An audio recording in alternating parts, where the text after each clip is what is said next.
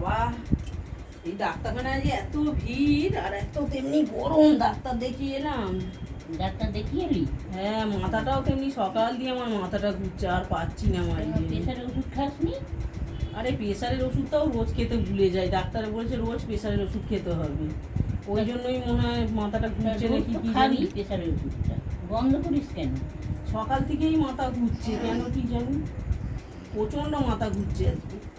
মা, মারে বাবারে। সুগারটা কি ফল্ট করলো নাকি কি করি বল দেখিনি? এখন জামাইকেই ডাকবো, জামাই ঘরে আছে নাকি? জল দিয়ে দেখি। জল পড়ে গেল। জামাইকে ডেকে নিয়ে আসবো, সুগার ফল্ট করলো।